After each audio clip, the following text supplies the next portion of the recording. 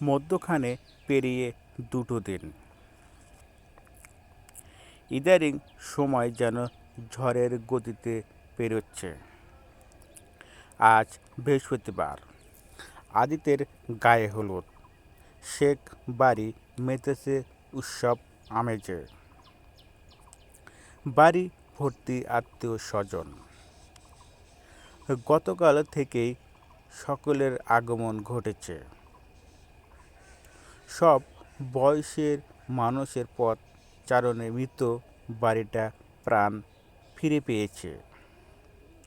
হইহুল্লা পরিবেশ বিরাজমান। ছোট ছোট বাচ্চাগুলো ভ্রমরের মতো দৌড়ে চলেছে এদিকে সেদিকে। সিঁড়ির সম্মুখে চুপচাপ একাকী দাঁড়িয়ে আছে গুঞ্জরিকা। মুগ্ধ দৃষ্টি নিবিষ্টের সামনে দৌড়ঝাঁপের মন্ত্র নিষ্পাপ শিশুগুলোর দিকে। তারা নিজেদের মতো খেলছে, হাসাহাসি করছে।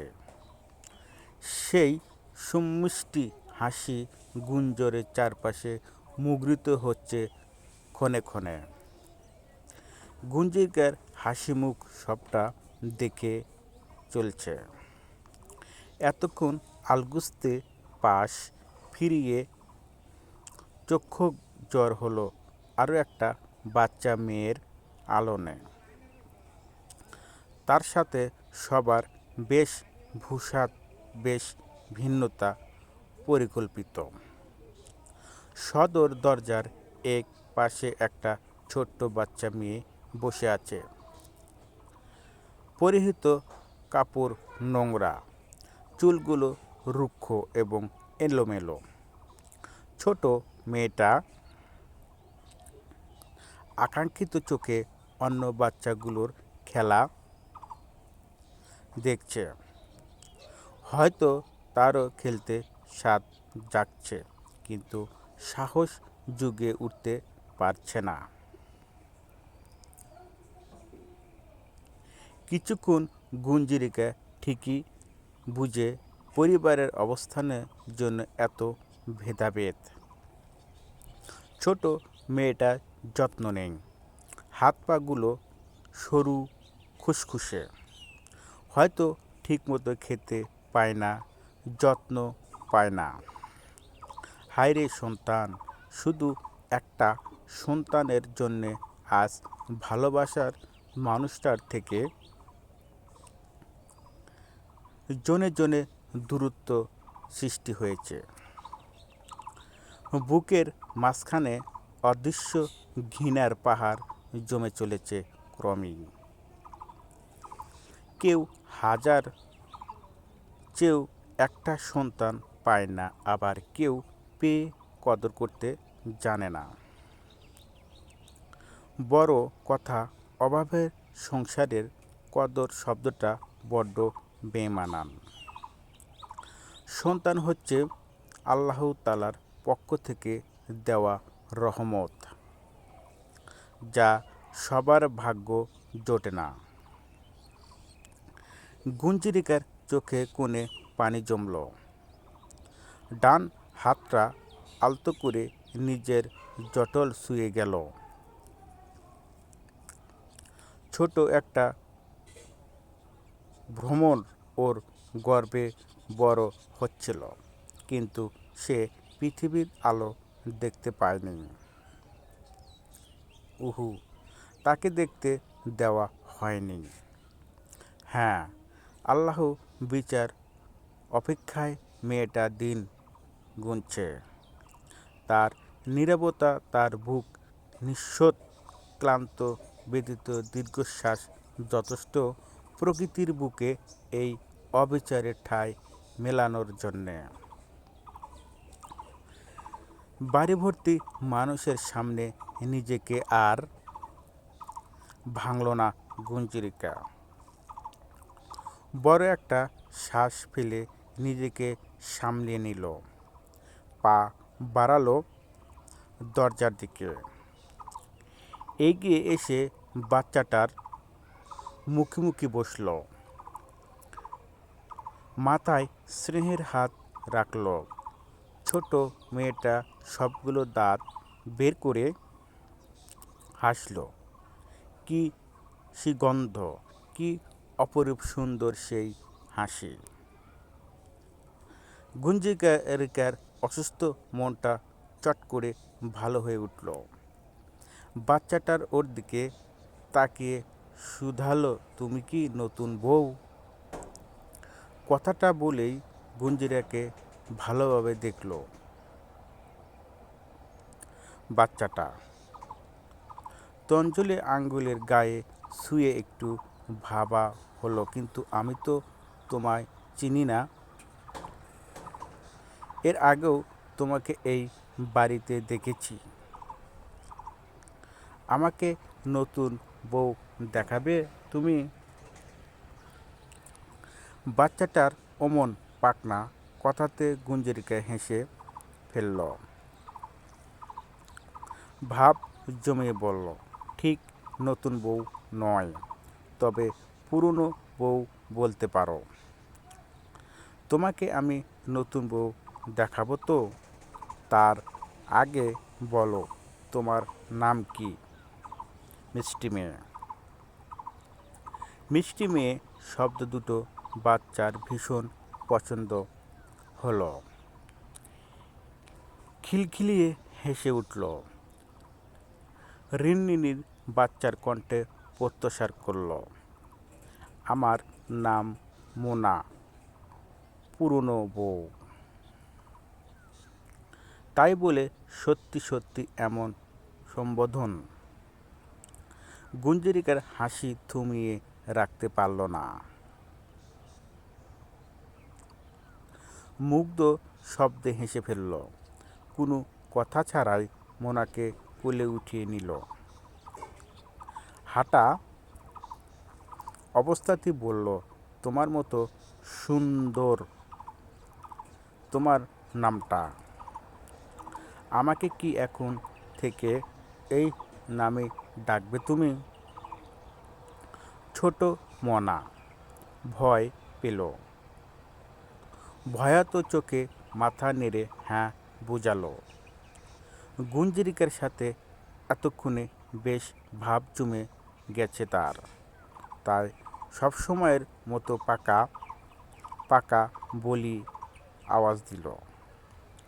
মনটা ঈষৎ ভার করে বলল, মুখটা স্তব্ধ দেখালো পুনরায়। বউ, আমাকে নামিয়ে দাও তুমি।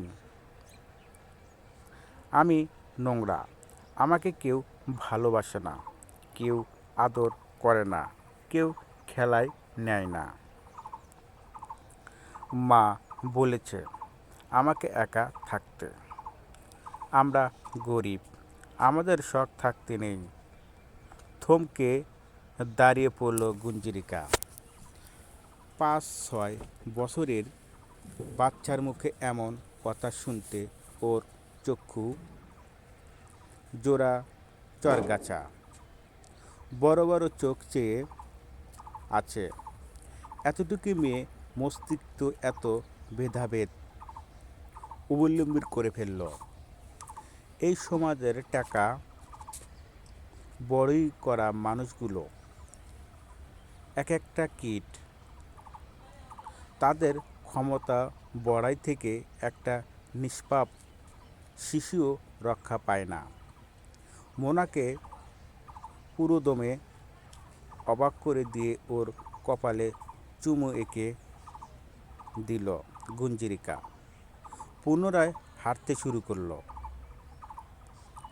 আজ থেকে তোমার খেলার সঙ্গী আমি।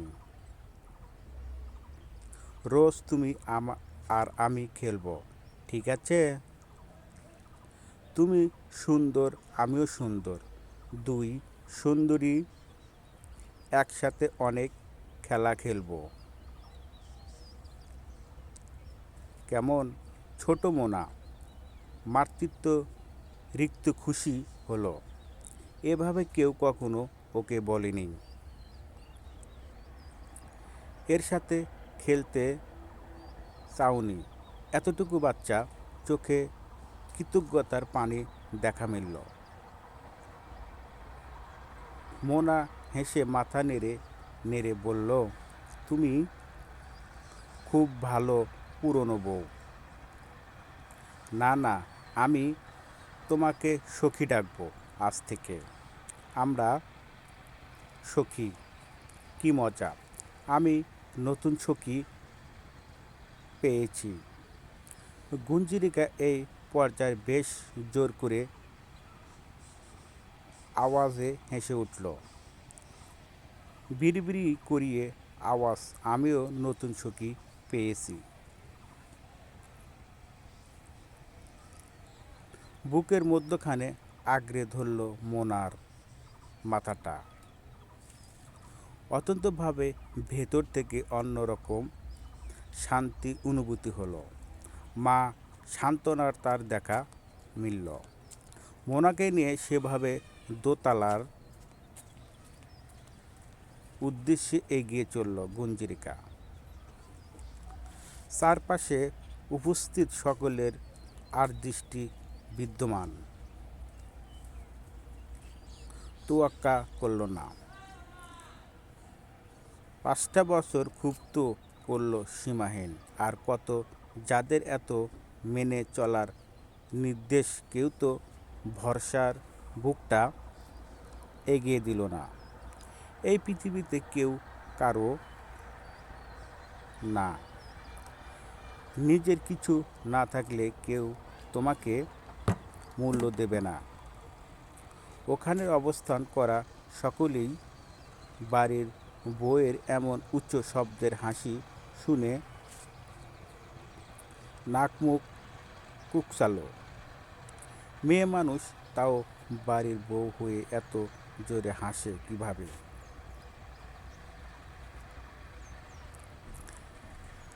গুরুজনের মানে না, সুশিক্ষার অভাব। আজ মাঠে আমন ধান লাগানোর জন্যে 2জন মজুর কথা থাকলেও হয়নি, একজন এসেছে কেবল। আরেকজনের নিকট আত্মীয় মারা যাওয়ায় সেখানে গিয়েছে। এখন হাতের কাজ ফেলে মাঠে যেতে হবে আরুষকে। ওই একজনের মজুরদার সঙ্গে নিতে হবে। ধানের চারা রোপণ করা অবশ্যই, না হলে এগুলো নষ্ট হয়ে যাবে। লোকসান খেতে হবে বড় মাপের। 1 বছর চারার মূল্য অনেক। তাই সে কাজের উদ্দেশ্যে সকলে বেরিয়েছে। এত দ্রুত, যাতে তত দ্রুত কাজ সেরে ফিরে আসতে পারবে। বাড়িতেও তো কাজ কম নয়, অথচ নিজে এসে চোখ জুড়িয়ে যাওয়া অকাঙ্ক্ষিত একটা মুহূর্ত সাক্ষী হলো। ছেলেটা ওর গুঞ্জরের কোলে একটা বাচ্চা, এমন একটা দিন সত্যি আসুক ওদের জীবনে। স্বপ্ন সত্যি হয়ে ধরা দিক এই ছোট্ট জীবনে। নয়তো সময়টা এখানে থেমে যাক। সুখর অনুভূতির সাথে শুদ্ধ একটা ব্যথা প্রতিটা শিরায় উপশিরায় প্রবাহিত হলো। তারা ব্যস্ততার প্রতিবিম্ব হয়ে ধরা দিল মন মস্তিষ্কে। অনুভব করল চিরন্তন সত্যটা। আরুষের চোখ মুগ্ধতা, অথচ বুক পুড়ে চলছে নিমেষে। ছেলেটা যখন ব্যস্ততা কল্পনার মধ্যখানে দাঁড়িয়ে দুঃখকে লালন করতে ব্যস্ত, তখন শ্রাবণচন্দ্রী প্রবেশ করল। পরিচিত নারীর কণ্ঠস্বর, এই আরুষ, তোর বউটার আর সুরক্ষি দিতে পারলি না? বাড়ি ভর্তি মানুষের সামনে কিভাবে হাসলো দেখলি? আরসের মুসল কপাল গুটিয়ে এলো, ভ্রু যুগল কুচকে, পাশ ফিরিয়ে তাকালো, দেখলো বড় খালামণি দাঁড়িয়ে আছেন। শোনা গেল বিরক্ত মিশ্রত গম্ভীর পুরুষনালী কণ্ঠস্বর। সে এ বাড়ির বউ হওয়ার আগে একজন মানুষ, আর একজন মানুষ অবশ্যই হাসার অধিকার আছে। এটা তার নিজের বাড়ি খালামণি। ভদ্রতার সাথে কথাগুলো বলে হনহনিয়ে ওখান থেকে প্রস্তুতার করল আরস। রেবেকা শেখ এমন সোজাসাপটা জবাবে একটু অপমান বোধ করলেন। সাপের মতো ফুস করে উঠে চলে গেলেন রান্নাঘরের দিকে। হয়তো বোনের কান ভাঙাবে এটাতে তিনি বেশ পটু আছেন। বেশ কিছুক্ষণ সময় পেরিয়েছে। গুঞ্জরিকা নিজ হাতে মোনাকে পরিষ্কার পরিচ্ছন্ন করে খাইয়ে দিয়েছেন। আগামীকাল আসতে বলেছে। নতুন কয়েকটা জামা কিনে দেবে মোনাকে। এই তো এখন দুজন মিলে খেলছে, সঙ্গী দিয়েছে আরিকা। গুঞ্জরিকা অবাক হয়ে, বেশ, সেই সকাল থেকে বাচ্চা মেয়েটা ওদের বাড়িতে আছে, অথচ তার পরিবারের কারো কোনো মাথা ব্যথা নেই। একটা বার খোঁজ করতে অবহিত আসেনি। গুঞ্জরিকার এই পর্যায়ে মন হলো মোনার বাড়িতে যাওয়া উচিত। হতে পারে তার মা অন্যদিকে খুঁজছে, জানে না এখানে এসেছে। মোনাকে ডাকলো, সখী, তুমি বাড়িতে যাবা না? মোনা আরিকের সাথে হেসে হেসে কথা বলছে আর খেলছে। ঘাড় ঘুরে ওর দিকে চাইল। হ্যাঁ, যাবো তো সখী। তাহলে নিচে চলো। তোমার আম্মা নিশ্চয়ই এতক্ষণে খুঁজছে তোমাকে।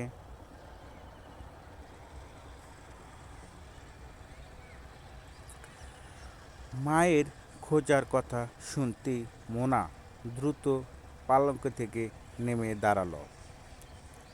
গুঞ্জরিকার হাত ধরে বলল, চলো, আমি বাড়িতে বলে আসিনি সখী। গুঞ্জরিকা হেসে মাথা নেড়ে সাড়া জানালো, ওর সাথে হাঁটা ধরল।